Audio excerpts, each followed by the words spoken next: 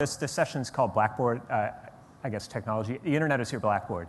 Is an interesting analogy. One of the things I think about as blackboards is one of the lovely things about blackboards, they're so incredibly simple, right? There's a blackboard, there's chalk, go. Most of us can pick up a piece of chalk and start iterating on that. We can be creative on the fly and think about how do we actually convey that which we're trying to do. The internet is like exactly the opposite. Here's the internet, go. I mean, the typical teacher just freaks out and says, I don't have any idea what's on here, how to find it, how to use it, what are the various applications I need to bring to bear, what are the, it just isn't, it's not the same thing at all. And so while on the one hand, I am certainly a strong advocate of the potential for digital media, I'm very, very concerned, as Wendy is, that we really aren't giving people the tools and the supports to actually use it wisely. I guess I would say where we have arrived at for my own work, and especially that for Mighty, is we're trying to meet people where they are and then give them value or the ability to act, and then from that slowly move them through. So what I mean by that is we try to give them media that fits with their notions of something they can use. It's valid, it's been approved, it's been vetted, it's in a size that makes it easy to incorporate in whatever kind of pedagogies they're currently using. And then, once they've started to get comfortable with that and they can think in that way and bring media into their classrooms, they can start getting more creative. And so it's not the let's just sweep it all out the door, wholesale replace. It is very much the let's infect slowly, let it spread, and maybe it'll spread not only within that classroom, but from classroom to classroom, and then more broadly. And I think I'll stop there. I just wanted to note that it's neat that we have Wendy talking about evil children, and we have you talking about infecting young people with technology. So this is a very exciting conversation indeed. Esther, we've heard a lot of skepticism, a very kind of gentle notion that let's be cautious about how we deploy technology, whereas you are someone who's been using technology for a very long time in the classroom. You're a legendary teacher of journalism, and these are students who I imagine are very technology savvy. And I wonder how you feel about throwing kids in head first to use these new technologies. Well, I believe in training the kids. So Adora talked about the hot stove. So I believe in basically letting them touch the hot stove so that they can understand how to use technology. I'm totally against all those web services that are sort of limiting for students. I want them to know how to use the real web, how to search, how to find the information that they need, how to analyze that information, and basically how to work in a way that I would consider intelligent. So I'll tell you my main point right away, which journalism is the #1 project-based learning today in the schools. So we're all talking about, what can we do? What's the silver bullet? Well, there is no silver bullet, I think, as Wendy said. There's a multitude of silver bullets that can really help. And so I think journalism is like the #1 way that we can help schools as they are today. We don't have to remake them. We don't have to have charters. We don't have to do any of those magic bullet things. What we need to do is to empower kids to be able to search and be able to find information themselves. And I'm just going to show you some pictures here. These are pictures of my class. Oh, by the way, I should tell you, I teach at Palo Alto High School. I'm a full-time teacher, and this program has like almost 600 kids now electing to take journalism. So the question is, what's attracting them all to the program?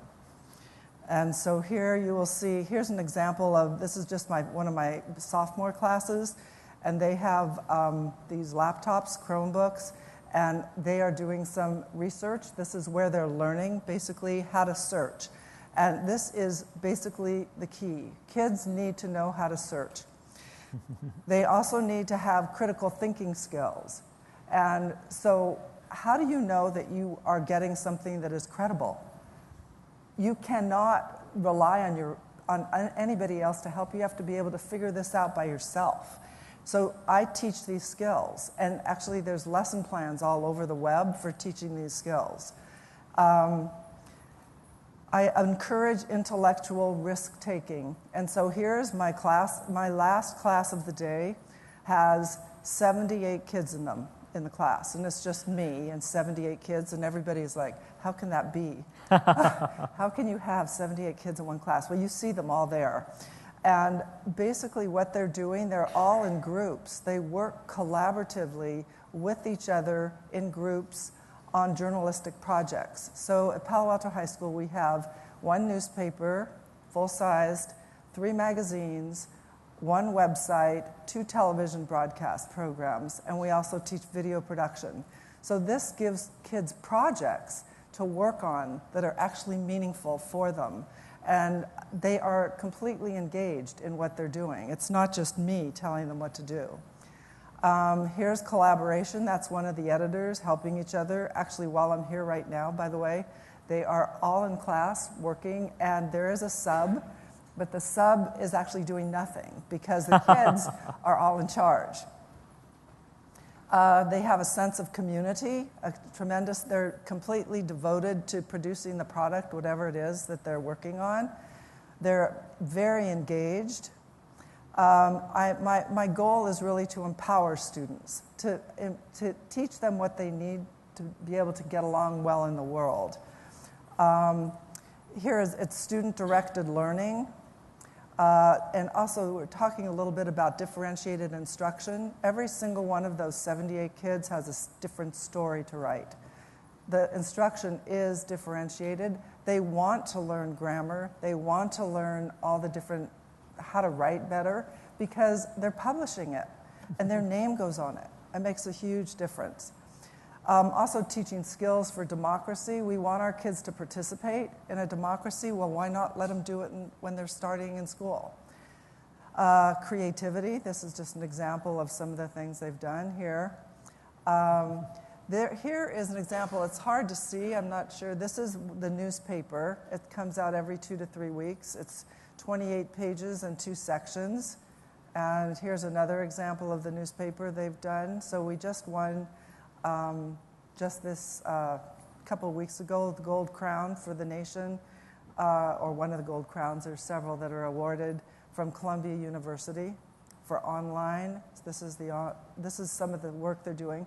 So people will say, well, how much supervision do they need? You know, what are they doing? Well, you can see, I supervise a little, but they're really in charge of their own work. And here, this is just a spread they did. And here are magazine covers from one of the magazines. This is Viking and Verde. Viking is the one that's the sports magazine. Verde is a news magazine. So what I'm basically trying to say is that we do have the solutions right here. We just need to empower our students. Thanks very much, Esther. And Lisa,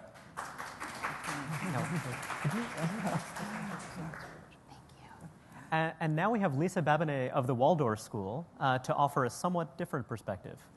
Yes. So, hi. I told myself if I was nervous, I was just going to pretend I was teaching. So, welcome to Algebra 2. And I'm waiting. There it is. Okay. So, I'm very grateful to have been invited to be part of this discussion. And the reason I'm here is likely because of the recent press the Waldorf School has been getting. People around the world are fascinated as to why high-tech professionals in Silicon Valley, including some folks here at Google, who seem to owe much of their success to the computer industry, would send their own children to a school that does not use computers. So although I'm currently a math teacher at the Waldorf School of the Peninsula, which is one of 160 Waldorf schools in the country, 1,000 worldwide, my journey with technology and education began in the early 1980s, where I taught computer education in grad school at UPenn. So the title of this panel is The Internet is Your Blackboard, Using Technology to Encourage Lifelong and Distance Learning.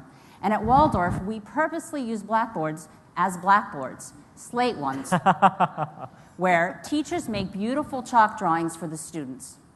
These blackboards are an example of how art is integrated into our rigorous academics, as well as all aspects of education in a Waldorf school.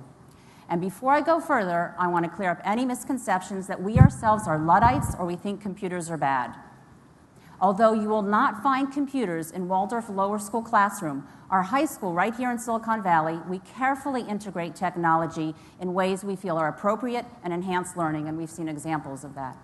In addition, our high schoolers are pretty tech savvy, and they learn to use computers quickly and with ease. They blog, they create websites, they publish their music and videos online, they use the web for research, and one even has a job running a social media site for a local cable radio station. So why then are we known for, as NBC puts it, eschewing computers? Waldorf schools have as their mission and guiding vision to create free-thinking individuals who are engaged with the world, have a zest for life, a love of school, and a lifelong commitment to learning. Interested in the all-around balanced development of children, we see the purpose of education as broader than just academic, which also includes the artistic, physical, social, cultural, and interpersonal.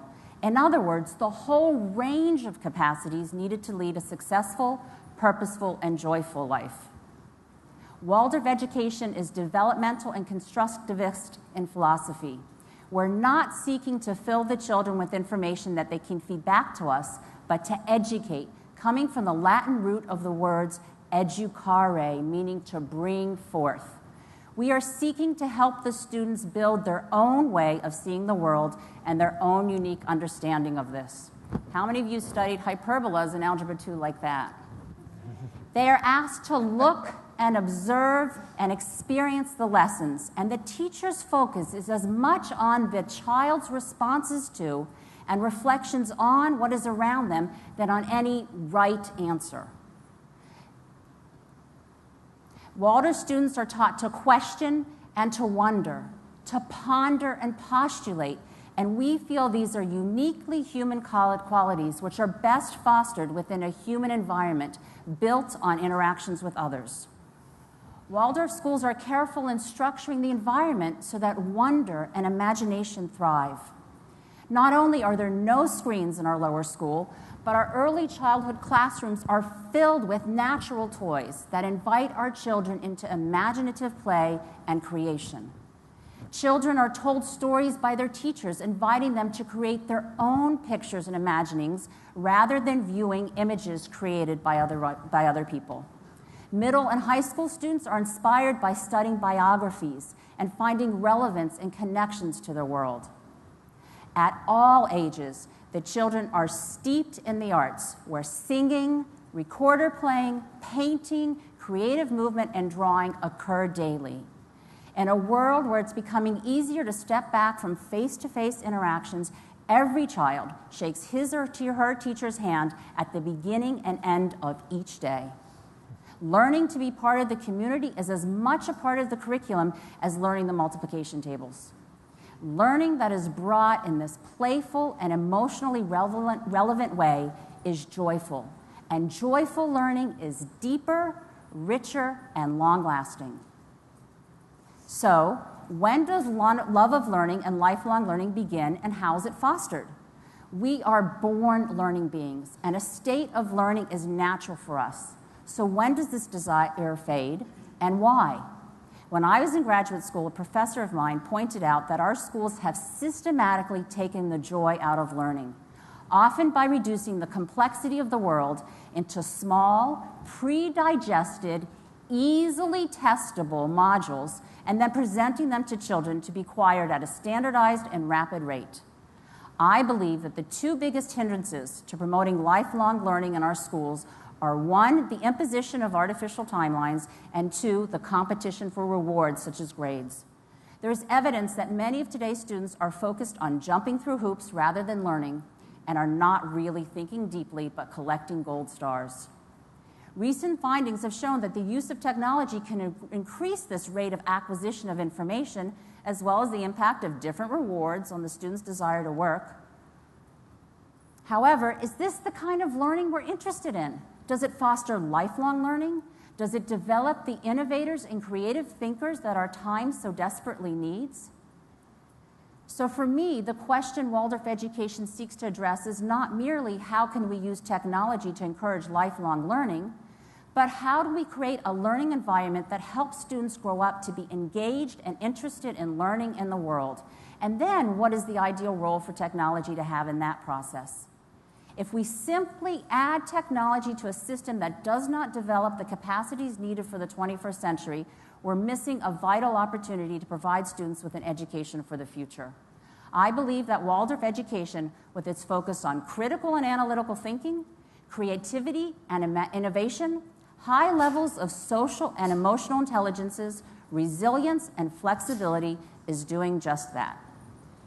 Thanks very much, you guys. So there's a theme that's been implicit in the conversation, and it's also a theme that was implicit, I think, in Wendy's remarks earlier on, which is that you have deep inequalities in education, and these inequalities derive to some degree from the fact that some people have engaged parents. And so to some degree, an institution like Teach for America and also the deployment of educational technology is fundamentally about scale. It's the idea of how do we bring a somewhat higher quality of education to a larger number of people, because of course not everyone has very engaged teachers, and also there are many students who are not in environments where every student is coming from this kind of nourishing home environment that can contribute to learning. So Arash, I wonder, your organization partners with a very large number of schools and school districts across the country, and my impression is that you're interested in precisely this question of scale, and you're trying to thread that needle. So can you talk to me a bit about that and how you meet the needs of different schools in very different environments and contexts? Sure. So just because something's on the internet does not, for most schools, mean much of anything. They simply don't have access. They don't have access, again, for technical reasons, political reasons, liability reasons. There's any number of reasons. So we have to reach out and build relationships with these schools. And the starting point of the relationship is we understand that you would like to engage in what you believe is possible.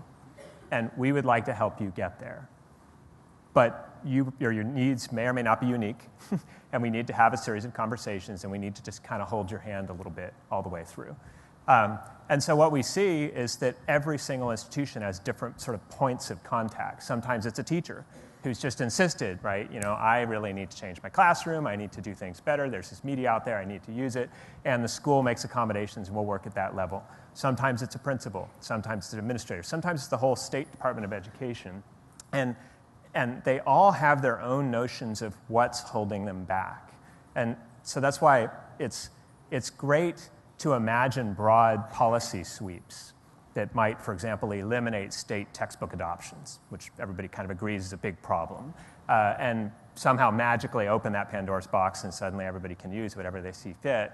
But the reality is those kinds of broad sweeps are so distant from the person on the ground who is really trying to solve a specific problem, often just tomorrow, that we found you've just got to go in. You've got to create those personal connections. You have to build that relationship where they believe there's an organization there. People are trying to solve those problems with them.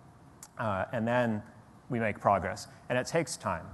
I mean, it's often years of conversation before finally enough sort of barriers have been removed that they feel like they can step into that space and make some decisions and feel empowered as students, parents, or whatever. Could I respond Please. to that? So I've done a lot of teacher training, professional development, and I've also worked with Arash on open educational resources, which is what he's working on. And what I've discovered is that you can have 2 days of professional development, 3 days, a week of professional development, and the question is, what percentage of people that were in that workshop will carry that to their classroom? You'll be shocked. 10%, no matter what you do. So how do you change it? And it's just basically what you were saying. Turns out the key is coaching. And you were saying relationships? Well, it's coaching. So if you have a coach, then the adoption rate goes to 90%. So the question is, how can we coach? Because there's so many people that need it, but yet there's not enough coaches. So what I've been working on and trying to see if it works is online coaching. Does online coaching work? And so I was just talking with the new teacher center in Santa Cruz. They coach about 25,000 teachers a year. And it turns out that online coaching seems to work. So you can put together a group of people that have been in a seminar together or professional development and then put them in a group or maybe do it with Google Groups or Hangouts. And then once a week, get those people together. And so that would make a difference. And so the question is why isn't American education changing? Well, because we keep doing the same thing, professional development that just doesn't work. One of the enduring anxieties in these education debates, and to return to this idea of inequality, is that we want to close gaps. We want to close an achievement gap. Although one of the things that's striking about that idea is that, well, wait a second. But also, when you have students who are coming from these backgrounds where they're getting a lot of intellectual enrichment at home, et cetera, don't we also want those students to advance? And of course, that in turn means that we're going to exacerbate these gaps. So I wonder, as someone who's teaching a lot of students who are coming from affluent families in this very elite context where kids are accomplishing extraordinary things, how do you feel about that? I mean, do you feel as though that's something to be concerned about? The fact that your students are not only, have terrific resources and terrific teaching, but also are learning from each other in ways that are actually making them really race ahead of a lot of other students who are in decidedly imperfect environments, both home environments and educational environments. Well, I think the key to getting all those low-performing kids to perform at a higher level is engagement. The question is, how do you engage them? And the number one way to engage them, all teenagers, no matter low or high income, is give them some independence. Independence is the number one drive for teenagers 13 to 18, just why their parents usually have all kinds of problems with them, right? They want to do it by themselves all the time. So the more that you can encourage independence, the more that you can encourage collaboration between those teens, the more they're going to learn, because that's basically what they're looking for. They want to be recognized for what they're doing. They want to have the right to do stuff on their own. So, and here's the other thing that's a problem. The lower the income, the lower the performance rate, the more structured the program is, the more scripted the teachers are, and of course, the less the students are learning. Because they're learning from a scripted teacher who's supposed to be on page 57 on October 3rd, and how can you get any creativity in that? You can't. So what you need to do is give those kids, empower them. The teacher has to share some of the teacher's power with the students. What do you actually want to read? Is it going to be one of those classics which you never read, right? Read the Cliff Notes online, then try to write a 5-paragraph essay that you don't want to write? Or is it going to be something you actually want to read? So yesterday I took my kids across the street to the bookstore, at Town and Country, which I'm lucky it's right across the street, so they could pick a book that they actually wanted to read. So I don't have to worry about them. I'm not forcing, of course I do force them to read some things, poor things, but I know, at least they have a choice once in a while. So it's not Lord of the Flies in your classroom. No, but it is 1984, and that's the next book. And we have a lot to relate to in that. But anyway, give them some opportunity to do some things on their own. And so they get to read in groups. You pick a book that you want to read together with your friend or a couple friends, and then that makes it much more exciting. So the kids coming from the schools where they're totally controlled, in that school, the one in Philadelphia, School of the Future, well, first the teachers probably have not been told how to really use the technology. They haven't actually had professional development to really help. And then also those kids are getting a scripted curriculum again. So there's not a lot of freedom in what they're doing. If they had picked what they're doing and worked in groups, they would not be all on Facebook and doing all these other things. Lisa, I think... Well, I was going to pick up on a theme I hear, because with the teacher education and the mentoring and coaching, there's a theme of the relationship between the teacher and the student, and that's part of what Waldorf schools are built on, that relationship. That's what we heard in Teach for America with these outstanding teachers. That was the relationship between the teacher and the student, the relationship between the mentor and the new teacher. And that's one of my concerns when we move into technology and using technology for learning. I've heard in Maine, they're bringing iPads for kindergartners to learn their letters, and that's at a time where that relationship, what the teacher can see that you do, I can see that you need independence here, or you can help with this, or that whole relationship is so fundamental. And as Jennifer talked about, the lurches we've had in education, often they come in, surpass what the teacher knows, what the teacher needs with the relationship with the students, and foists on them a new program or a new kind of technology that you now have to use, whether it's in alignment with a wonderful curriculum you've designed around journalism or something else or not. So I really agree we have to be very careful and keep that relationship at the center. Lisa, one thing I want to push back on slightly, though, is at one point in your talk, you referenced the idea of education as, breaking down education into units that are small, pre-digested, and easily testable. And it reminded me, and not to trivialize it, but it reminded me about some of the discussions we have around organic and local food versus industrial agriculture. And of course, the rejoinder from the defenders of industrial agriculture is always that, look, this is how we're able to meet the needs of a very, very large number of people. So, one way to think about a Waldorf education is that it's very bespoke, and it's something that requires a tremendous amount of training, and it's something that isn't necessarily going to be accessible to a very large population. So what is your reaction to that? I mean, do you see Waldorf as introducing principles that are incipiently universal and that could inform all kinds of educators, or do you see it as something that is necessarily a niche? No, I see it as absolutely something that can inform all kinds of educators. There's a teacher training institute for Waldorf in the public school where there's Waldorf approaches that are adopted with great success, especially with the young child and the early childhood, where there's more of a play-based kindergarten and more enriching of the imagination rather than thrusting the children into academics too much too early, where that love of learning and that desire of learning. But Lisa, one of the reasons why you go to small, pre-digested, and easily testable is partly it's an anxiety about accountability. So we've all talked about professional development, and when you were talking about professional development, okay, so 10% are using sort of what they learn and 90% aren't. So granted, you could use coaching, you could have continued engagement, but then you also have some people who are just, incorrigible, right? And some people who actually are, so, literally to take the time out. Well, and incorrigible is a strong way and perhaps a needlessly negative way of putting it. One way of thinking about it is that, look, I make this commitment, but then if I don't feel valued sort of in the context of my school, if I don't have good school leadership, or there are some people who really are incorrigible where it's like, look, there are other things I might want to do with my time. And, I'm not being rigorously evaluated every day. I am placed in front of these students. No one knows what I'm doing. I have this lack of accountability. And so with teachers who are really passionate about their teaching, they're obviously going to pour 120% of themselves into doing that. But of course, that's not going to be true of everyone, particularly when you have literally millions of teachers in contexts where you don't have very active vocal parents.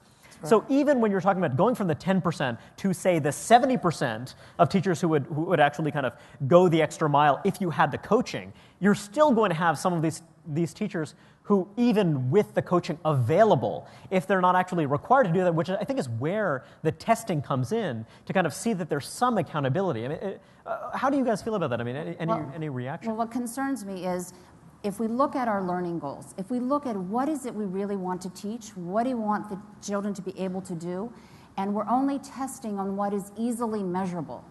So we're testing them on standardized tests of information and small pieces, but how can you test on your ability to create a wonderful newspaper and take in all kinds of ideas and put it together? That's much too complex to test on a grand scale. Well, Arash, you're in this terrain where you're working with a lot of public schools that are constrained by resources and much else, but where I think that actually this desire to get results. Mm-hmm. And granted, it is narrow in this way, and it is narrowing in some of the ways that Lisa is mentioning, but I think that you see these imperatives to some degree on the part of the school districts and also trying to enforce this accountability. So what's your take on this? Because it seems to me that you're trying to carve out this middle path.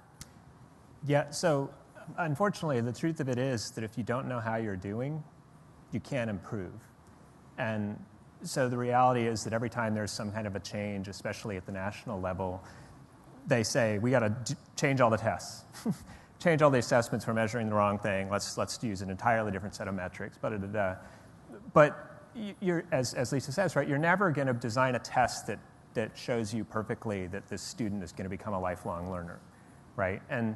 And if you're a teacher and you're under the gun to perform under some level, and it's a system that maybe experiences a fair bit of churn, so you don't have the deep relationships with those who can cover for any kind of experiments or errors that you might make, the only record of your performance is that which is measurable. And it makes perfect sense. If you're only hitting 70% and you're told that's not good enough, you're going to do whatever it takes to get that number to go up. And frequently that means other things. You don't know if they're going away. Maybe they are, maybe they aren't, right? It's a very difficult situation. So nobody wants to lose the accountability, but yeah, right now we really haven't, as a society, we have not identified what is the space for acceptable failure, right? And is that perhaps just as useful for learning? So if the teachers and the students try something together and it totally fails, does that mean no learning happened? Or does that just mean they didn't accomplish this one metric, but all these other wonderful things occurred? In many ways, it is like the burning yourself on the stove, right? I mean, that's a failure in some ways, right? They didn't trust you. It's hot, believe me, there's flame, that's how it works. Sometimes they kind of need to fail to take your advice, to listen to you. So you see risk really aversion learn. as a big problem for Yes. teachers and for students to some degree. Yep. Yes. So Esther, tell me, tell me if I'm getting this right. So basically what you're saying is that journalism itself is kind of a school for critical thinking skills, and the idea of giving students independent projects and expecting more from students, regardless of the student's background, is going to be important to cultivating the kind of qualities that Lisa has identified.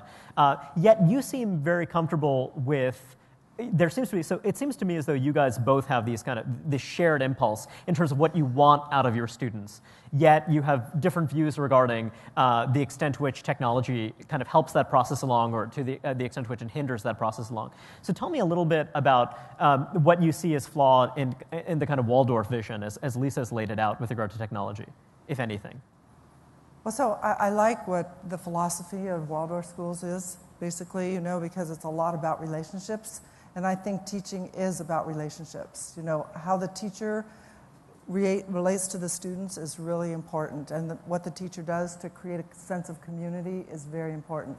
The Waldorf schools does a great job on that. And I think that public schools can also do the same thing with that. However, I also create a sense of community by using technology and computers. So for example, my students turn in all their work on Google Docs, and then they share it with me and share it with a peer. Well, like on that newspaper that you saw, all the work's turned in online, all the editors see the work. I mean, I couldn't do it if I had all those papers. Are you comfortable with the younger children using technology in these ways to collaborate as well? Because it seems that one of Lisa's concerns is introducing technology so early on that it actually might disrupt some of those.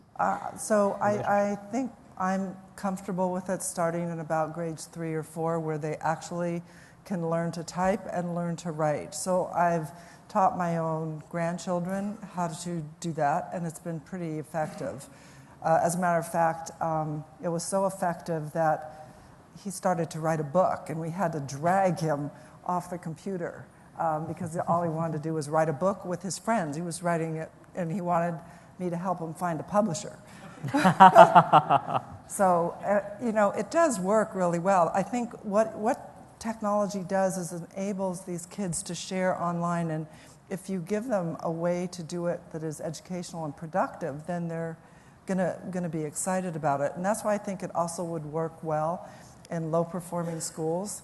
And I do have some low-performing students that come into my 9th grade class, and they do amazingly well during the course of the year when you put them in projects where they want to be with their friends and want to my expectations are pretty high, but if they want to achieve those goals, they pretty much do it.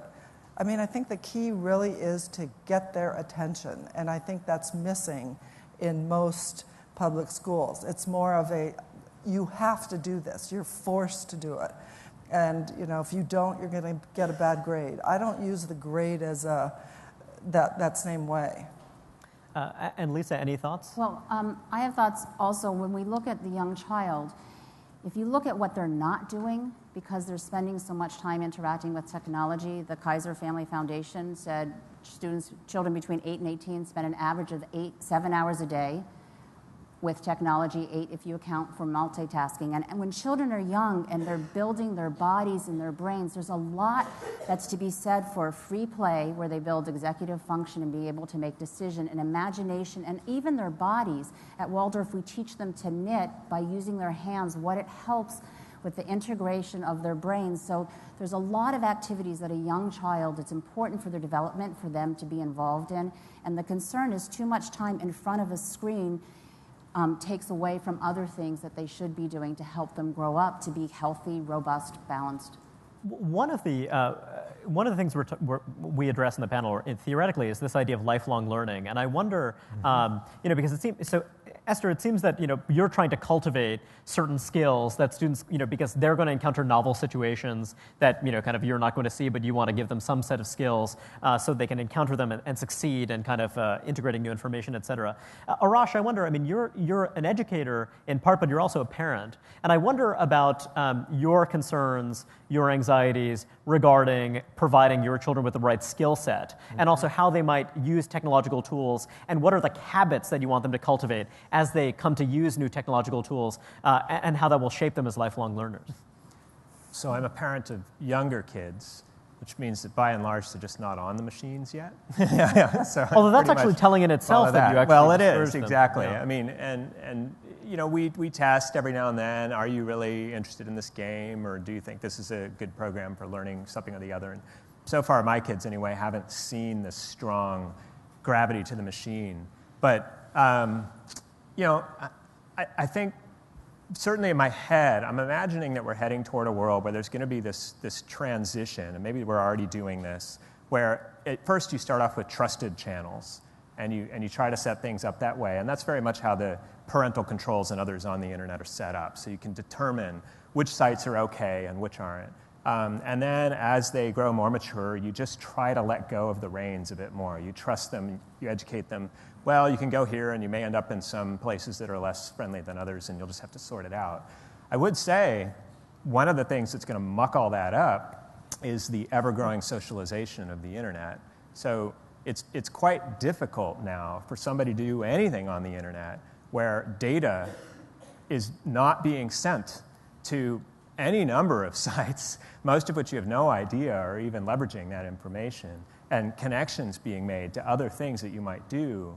And I think this is actually a very interesting space for especially classrooms, but also for parents at home, where you start thinking about, wow, is there a safe place to play on the internet? Is there a safe space where you can let them go, let them make some errors, that sort of thing, and trust that there isn't any long-term consequence? I think that's becoming less and less credible over time. And yeah, it's one of those things that I think we're all grappling with, because everybody loves the social media elements, but maybe you don't love it as was raised earlier. 20 years later, you look back and you realize, gee, this information never goes away. Connections that I had no intention of having were made, and what do you do about it? So just the question for the three of you before we go to the audience. Do you feel envious of so-called digital natives who've grown up completely immersed in these technologies? Or do you feel fortunate to have grown up and have been educated before these technologies were totally pervasive? Interesting. A little of both for me. There's no question there's a certain magic still to pulling up your mobile phone and being able to do some of the things that you can do so incredibly easily, which, it's like, wow, what a crazy world that kind of thing is possible. But at the same time, there's an enormous amount of pleasure to getting somewhere and realizing that your cell phone doesn't work, and looking around and seeing that it's actually quite a nice day, and just like unplugging. And so I just think maybe it's just an inevitable challenge that it's not like there's going to ever be any resolution in that. You just have to be attentive to the fact that there's going to be pluses and minuses throughout. I would like to say I really appreciate technology, because there were days when it was really tough to get that information. And for me, it's really huge. You had to go to the library, you had to look it all up. There were all these things. I just remember years ago that I used to have to type it all up on a manual typewriter and erase it with these special erasers. And I used to do it on these dittos. I used to make my hands all purple. And I would go zero out, I'd be there in the morning going like this the whole time, and then I would have to staple it all together. And it was really, what a thing. And now I just send a link to my students. What a deal. Do you worry that that's encouraged some level of carelessness? Do you worry that younger students don't, because the kind of fastidiousness it required to do research in that era, do you think, might it have actually cultivated some useful, valuable skills and qualities? Well, I think that they probably don't appreciate the simplicity of what they're doing and how simple it is for them to get this information and then to write their papers. It's so easy to get resources and to cite your resources. Anyway, do you feel like it's led to better work? I mean, do you think that the fact that they actually have access to, because you've been teaching for some time, and I wonder, I mean, sort of, the availability of these tools, the relative ease of doing substantive research, are they actually doing the research, given that it's as easy as it is? Or? Oh yeah, they're doing, well, at least my students are doing the research. They have to cite 3 different sources and they have to document. So the quality of the work that you're given by students is higher. That's very interesting. Yeah. So I would like to answer several things. First of all, on that quality of research, Gary Small, who wrote The iBrain, talks about when you move around with hyperlink and stuff, you don't necessarily go deeper in your thinking. So there is quality of work in some areas, but I am concerned about the ability, like you said, to stick with it and to really, instead of jumping around from one thing to the other, and the impact on brain development of thinking that way as opposed to being offline and being able to go deep in a conversation with a topic.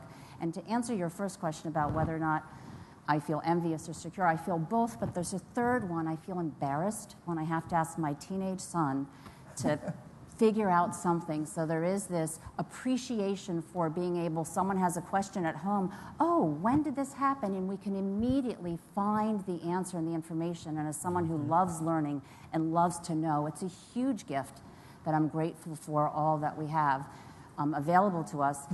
And I'm also wishing it was easier for me. Any questions from the audience?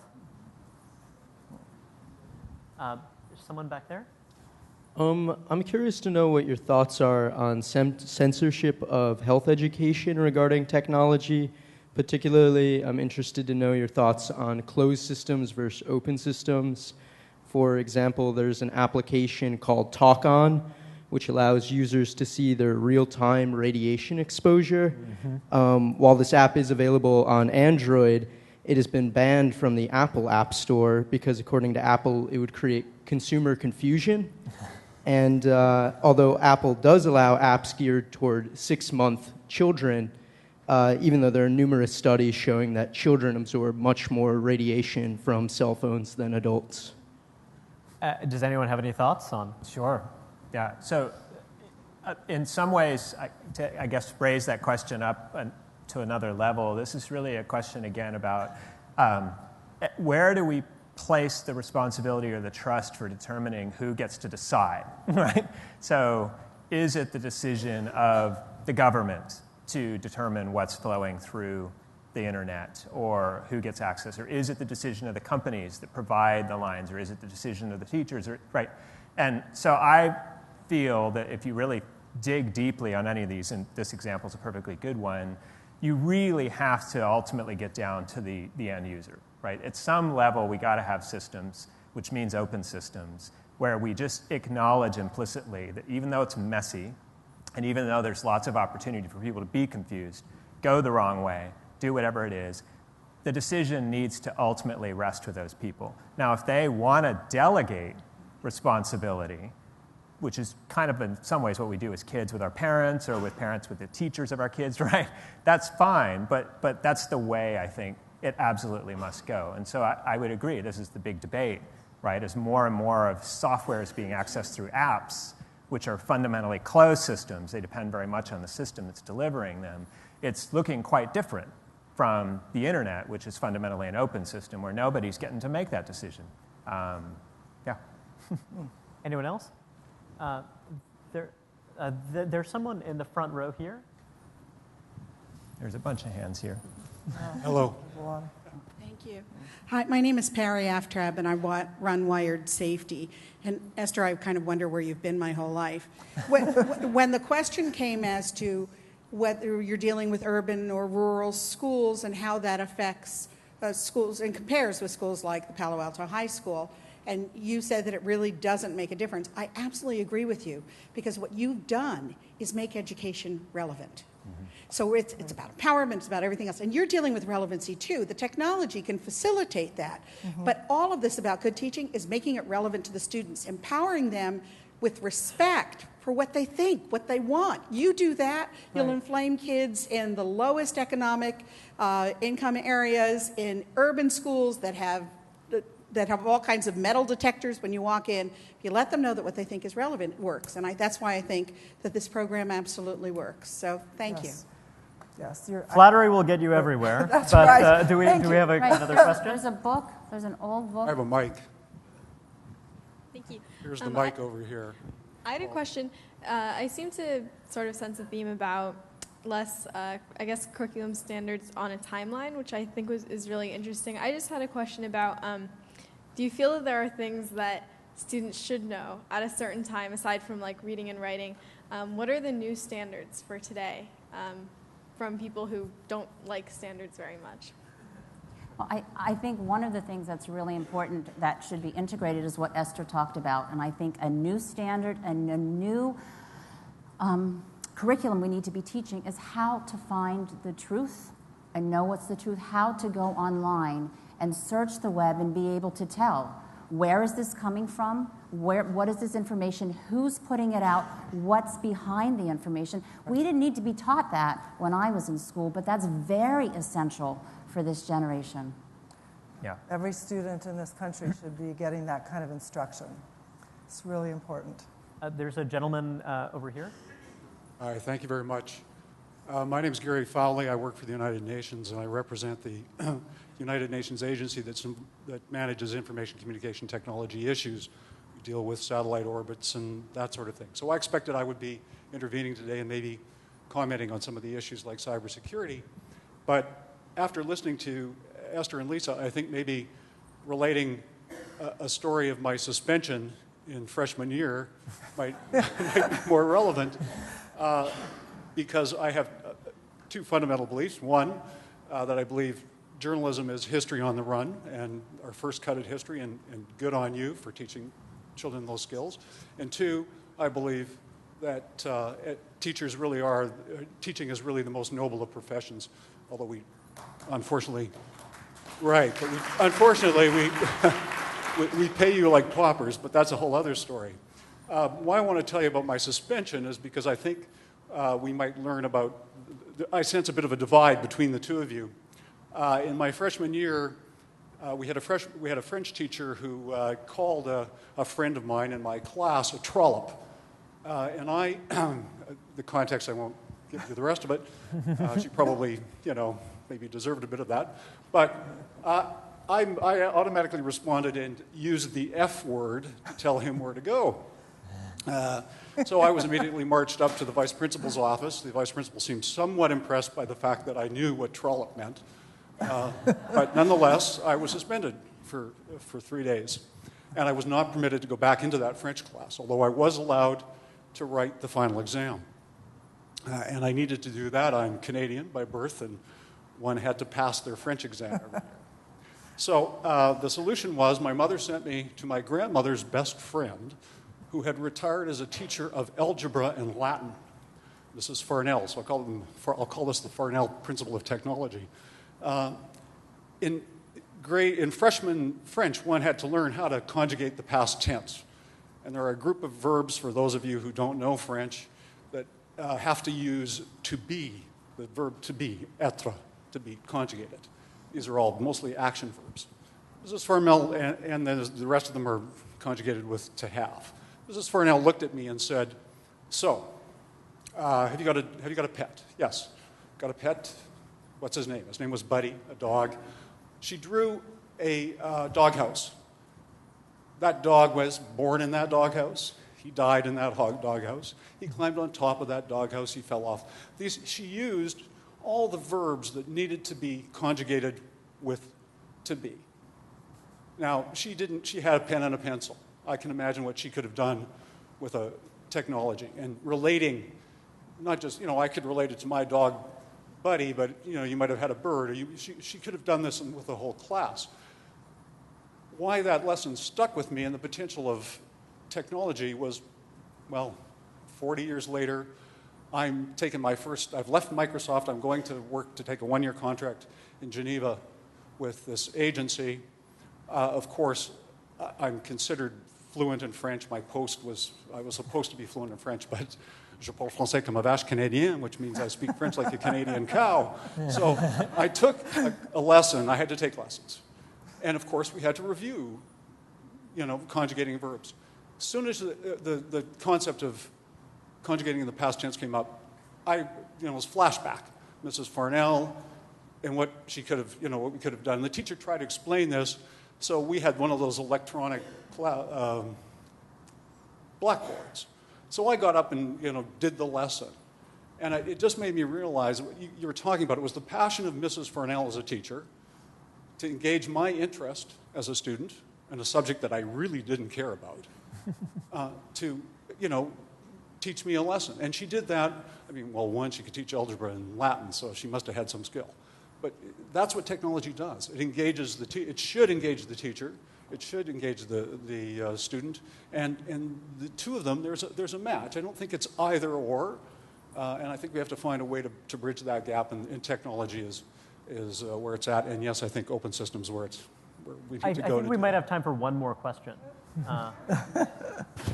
Hi, I'm Larry Magid. I'm with Connect Safely. I also write for the San Jose Mercury News and broadcast with CBS News. So very much appreciate, Esther, your comments about journalism, and thank you very much for saying that. I think that both Esther and Lisa, even though you come from different perspectives, both talked about critical thinking. And I really think that there needs to be a lot more discussion about that, not only in terms of learning, but in terms of safety. Ann Collier and I work with Connect Safely, which is an internet safety organization, and how we absorb and analyze the information around us. So what Google has done is it's made it very easy to acquire information. But interpreting that information, making meaning for that information, being able to use and synthesize that information and determine which of it is relevant to our task and which isn't, that, so far as I know, has not been successfully automated. There are some efforts in that direction, but it still takes a human being. And I was wondering if you could comment, any of you, about how we can really get that critical thinking skill embedded, not just in the students who are fortunate enough to be in Palo Alto or at a Waldorf school, but students throughout the country. Any thoughts? Esther, perhaps we can start with you. Yeah. So I think there are lessons that actually I'm trying to create that would help students understand how to have to be more critical thinkers, basically, when they're getting results of their searches. And one of the things that I think is important is, as I mentioned, I think all teachers, it should be a required course for all students. And it will empower them, and it will also make it harder for people to, do all these crazy things that they do on the internet. There are some courses out there right now, but a lot of teachers are not using them. I think the problem is that people ask, so where does it belong in the curriculum? And so they don't exactly know where to put it. And so I thought, well, how about social studies? Well, social studies, we don't know. And English teachers, I've tried really hard with English teachers, but as I mentioned before, they just want to teach, literature and then 5-paragraph essay and then grammar, and then they don't see a place to put it. So we can't have another course. The curriculum's already packed. So it has to fit in there somewhere. And it's not that hard to do. It's just that where are we doing it has to be done for all kids. And I think it is part of the course standards that kids do need to learn this. I think it's sort of a policy problem at the moment. How do we get it into the curriculum? Exactly, policy. And I think having freedom at a Waldorf school, that's one of our school-wide goals in the high school. And when we sit together as a faculty, every teacher in every department can see where they can integrate it into what they're doing, but it's identified as a learning goal. And then the teacher sees, okay, now that I know this is what I want to teach, how can I design activities to help the students attain these skills, and also how will I know they're attained? What kind of assessment would show me? And it may not be a test, it could be a presentation, it could be a conversation, but opening up the picture of how do you know what they've learned. And I think in our history and education, it's been a very narrow way we can tell what students have learned. And what we're trying to teach them now for the future needs a much wider view of being able to assess what students have been able to do. Yes. Yeah, I agree with that. So I don't agree it should be a separate course. I think what we actually heard from both Esther and Lisa previously is that one of the best ways to teach reading or math or that sort of thing is in context. And your comment about engagement. Those are critical skills. So students don't necessarily want to learn them, and sometimes you're going to have to force them, I guess, to answer that part of the question. But to the best of your ability, if you can embed that and critical thinking and any other critical literacies that we care to throw into the pot in context, you're going to be way better off. And yeah. Just one last thought. I mean, generally speaking, when we have debates about education policy, we talk about equity, we talk about access, and we tend to think about it in terms of enabling people to be participants in the market, enabling people to become upwardly mobile, thinking about it as investments in human capital as such. But one thing that occurs to me, and particularly with regard to your remarks, Esther, is that to some extent we're educating people to have more pleasurable and more interesting lives. Because when you think about it, think about how much information and fun is now cheap or free because of internet-enabled technologies. And then when you think about someone who has a native curiosity versus someone in whom that curiosity was not cultivated actively while that person was being educated, think about the gap in life experience and just the kind of daily pleasure that one derives from that kind of learning. So it's interesting because, again, we think about this all in terms of public policy and sort of like, how much will you pay in taxes, kind of given this set of skills. But actually just that gap, the pleasure gap between those who are curious and can exploit all of this knowledge versus those who don't, seems to me to be another thing that we should think about, at the very least in the back of our heads. Well, thanks so much, everyone. We now have a lunch break, and we're going to reconvene at 2 o'clock.